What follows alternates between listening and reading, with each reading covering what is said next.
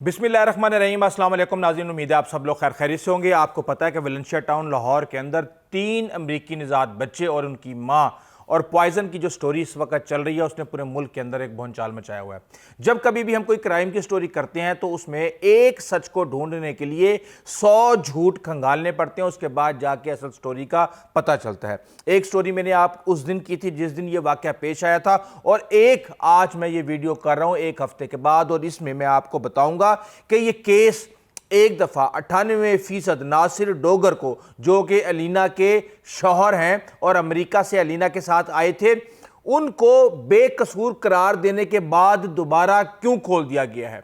उसमें कौन कौन सी ऐसी वजूहात हैं, कौन से शकूक व शुबहात हैं कि एक दफ़ा शख्सी ज़मानत पर छोड़ने के बाद दोबारा अब तफ्तीश खोल दी गई है। इसके साथ ही मैं आपको बताऊंगा कि हमसाये ने बच्चे के चीखने की आवाज़ कुछ अरसा पहले क्यों सुनी थी, और उस बच्चे को कौन मार रहा था, और अमेरिका से आए हुए बच्चे को मारना कितना आसान काम है ये मुझे आपको बताने की ज़रूरत नहीं है। और इसके साथ ही नासिर किस किस्म की वीडियोस बना बना के उसकी अलीना की बहनों को भेजता था, यही नहीं अलीना की दोस्त ने क्या बताया, अलीना की बहनों ने क्या बताया, उस काले बैग के अंदर जिसे इन तमाम तर जो 4 अमवात थी और नासिर जो था डोगर वो जेल में था और उसके रिश्तेदार ले जाने की कोशिश कर रहे थे, उसमें ऐसा क्या था कि कत्ल में के मामलात लाशें पड़ी हुई हैं और वो बैग जो है वो इंतहाई अहम हो गया। और ये कत्ल की प्लानिंग किस वक्त की गई थी, डस्टबिन के अंदर जो एम्प्यूल मिला है उसके अंदर क्या मामलात हैं,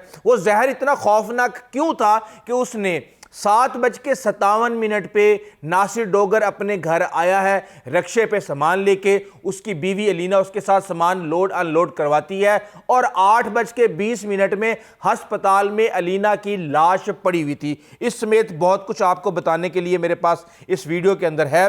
अब बाकहानी मैं आपको बताता हूं कि असल कहानी शुरू होती है उस वक्त जब दरवाज़ा खड़काया जाता है नासिर डोगर के घर का, और उसमें आके एक शख्स उसको, उसका हमसाया ये कहता है कि मेरी मेड ने पीछे गली में देखा है आपके बच्चे वहाँ पे पड़े हुए हैं, वो मुर्दा हालत में हैं, ज़ख्मी हैं, बीमार हैं, क्या वजूहात हैं, आप जाके देखें। ये सब 7:57 के बाद शुरू हुआ है। उसी दौरान वो कहता है कि मेरे बच्चे तो, मेरी बीवी ने मुझे बताया कि वो फातिमा के साथ फिल्म देखने गए हैं। वो थोड़ा सा रैश होता है हमसाया, वो कहता है कि बच्चे आपके पीछे पड़े हुए हैं। अच्छा, इतने में वो अंदर चला जाता है। अब वो वहाँ पे हमसाया खड़ा हुआ है, सामने से जो दुकान है जनरल स्टोर की वो आ जाता है लड़का, वहाँ पे एक और हमसाया आ जाता है और वो उसका इंतज़ार करते रहते हैं। 8 बजे उन्होंने पहली दफ़ा दरवाज़ा खड़काया और 8:10 पे उन्होंने दूसरी दफ़ा दरवाज़ा खड़काया। अब जब वो वापस आता है तो वापस जब आता है तो उसके बाद वो कहते हैं कि उतनी देर के अंदर वो जो लोग थे वो पीछे से जाके देख चुके थे कि 3 बच्चों की लाशें वहां पे पड़ी हुई और उनके ऊपर चादरें डाली हुई हैं।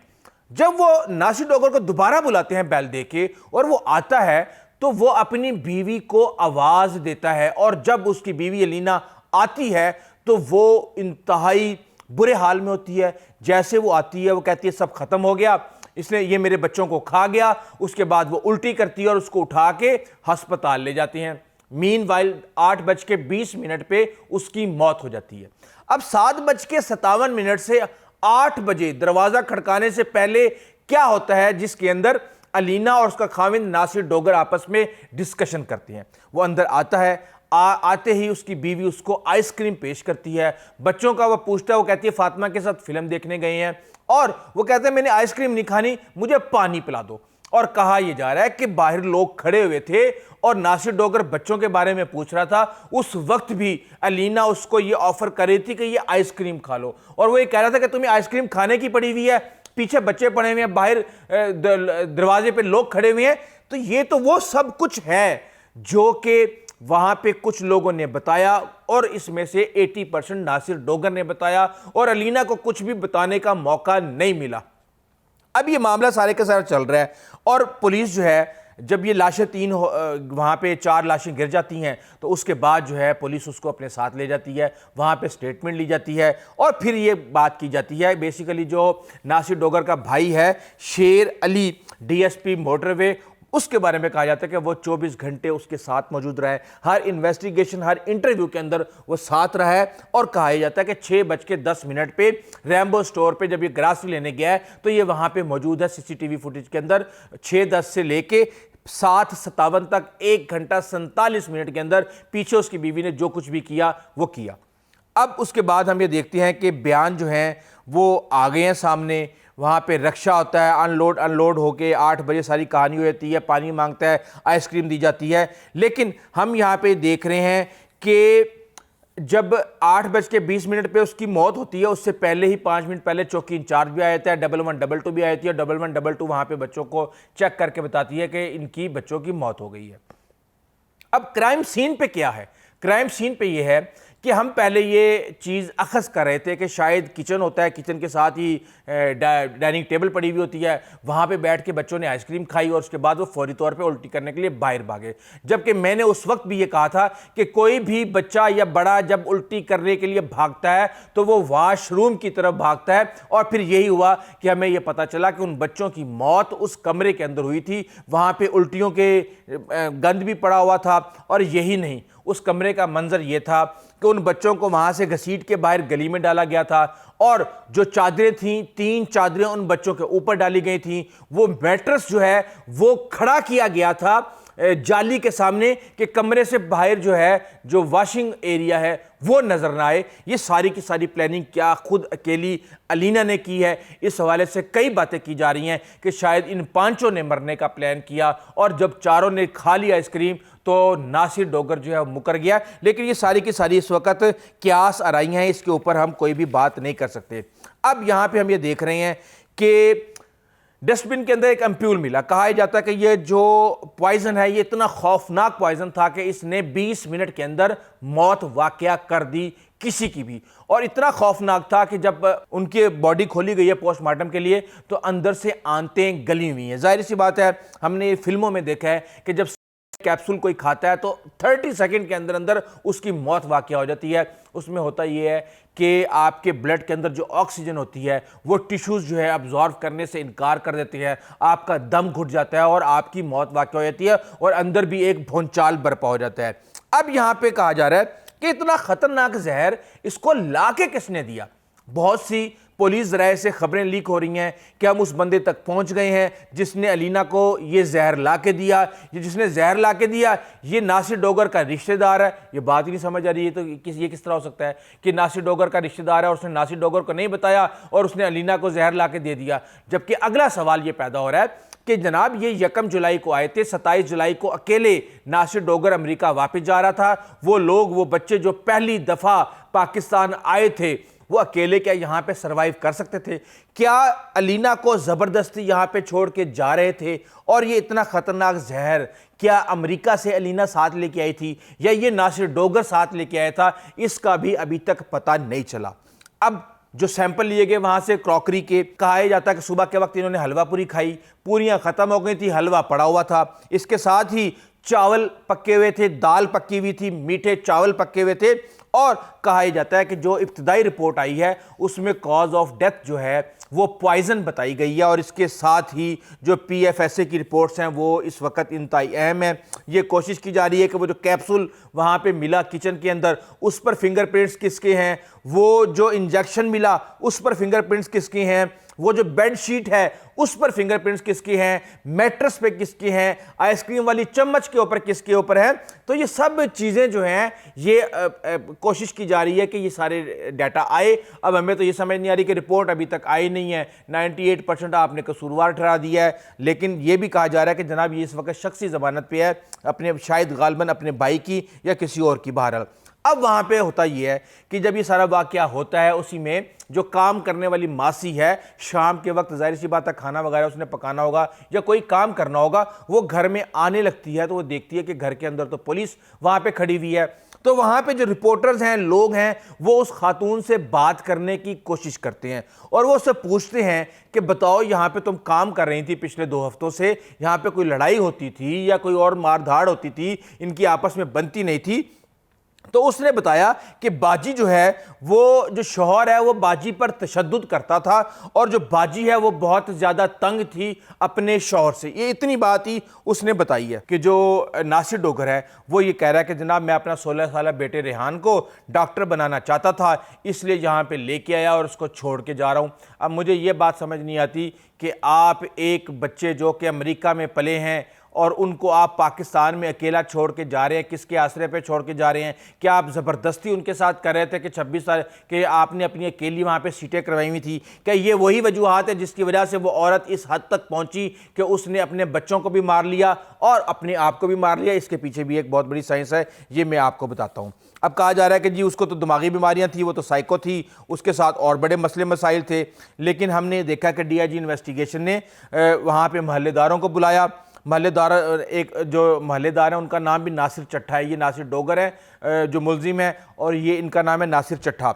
इनको बुलाया, सामने दुकान वालों को बुलाया, घरेलू मुलाजमा को बुलाया, उसके साथ ही नासिर के घर वालों को बुलाया, अलीना के घर वालों को बुलाया और अब दोबारा जो बयानात हैं वो रिकॉर्ड किए जा रहे हैं। साली ये कहती है कि ये मेरी बहन के ऊपर तशद्दुद करता था और मेरी बहन की जो चीखते हुए बुरी हालत के अंदर जो वीडियोस थी वो बना बना के ये वीडियोस ये हमें भेजता था कि देखो अपनी बहन के काम। और अलीना को ये भी मुबैना तौर पे कहा जा रहा है कि अलीना को यहाँ पे ज़बरदस्ती लाया गया था और नासिर जो है वो अकेला वापस जा रहा था और ज़बरदस्ती उसको यहाँ पर छोड़ के जा रहा था। ये सब चीज़ें तो हैं ही हैं, लेकिन हम ये देख रहे हैं कि इस सारी सूरत हाल के अंदर 3 बहनें, टोटल 4 बहनें थीं, 4 में से 3 बहनें 2 कनाडा और अमेरिका में रहती हैं, एक जो है वो इधर कहा जा रहा है कि लाहौर मॉडल टाउन के अंदर रहती है।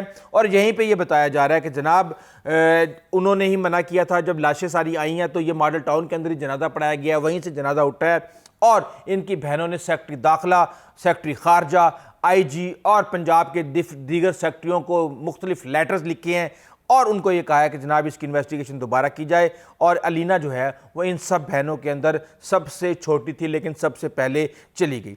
अब लोग ये कह रहे हैं कि ये तो एक शख्स का भी बहुत नुकसान हुआ है, नासिर का, इस बात में कोई शक नहीं कि एक शख्स जिसके 3 बच्चे और उसकी बीवी और 16-16 साल के बच्चे जो है ना, 2 बेटे और 1 बेटियां अगर 1 मिनट में चले जाएं तो इससे बड़ा नुकसान नहीं होता, लेकिन डिपेंड ये करता है कि ये नुकसान करने वाला कौन है।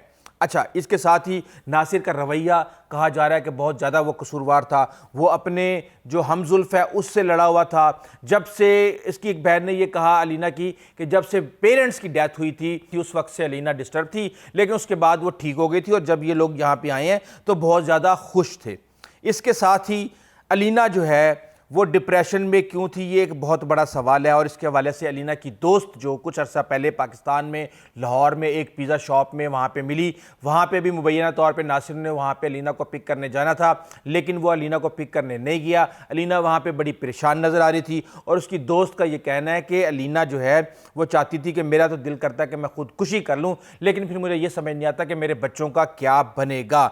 लेकिन इस सारी सूरत हाल के अंदर हम ये देखते हैं कि अलीना की लाइफ इंश्योरेंस की बातें भी सामने आ गई हैं कि अलीना की इंश्योरेंस हुई थी, अब अलीना के मरने के बाद वो सारी की सारी इंश्योरेंस का पैसा किसको मिलेगा, और साथ में वो काला बैग।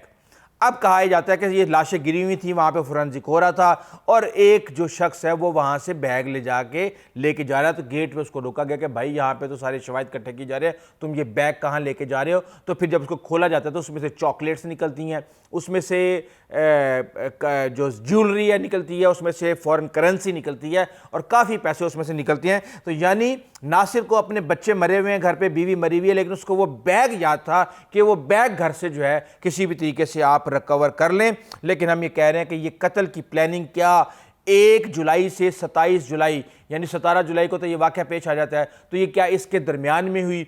क्या ये जहर जो है वो अमेरिका से लाया गया था? क्या ये चीज़ इनके जहन में पहले थी कि ये हमने वहाँ पे जाके ये करना है? क्या जहर हासिल करना इतना ही आसान है? और इसके साथ ही माँ की वो ममता जिसने मरे हुए बच्चों को घसीट के बाहर डाला, उसके बाद अपने आप को नॉर्मल किया, अपने खाविंद के साथ सामान उठाया, उसको आखिरी वक्त तक जो है वो आइसक्रीम देने की कोशिश की। क्या ये कोई जहनी दिमाग की मरीज़ा जो है वो इतनी ज़्यादा प्लानिंग कर सकती है? ये वो तमाम चीज़ें हैं जो बार बार एक अज़्ज़ा किस तरह सामने आके खड़ी हो जाती हैं और कहती हैं कि जो कुछ भी हुआ है इसमें चीज़ें जो है वो अभी तक क्लियर नहीं है। अब ये सवाल भी किया जा रहा है कि अगर शौहर ने जाने से पहले जहर दिया होता तो वो खातून जो है 2 घंटे तक शौहर बाहर रहा, वो उस वक्त क्यों नहीं बाहर आई?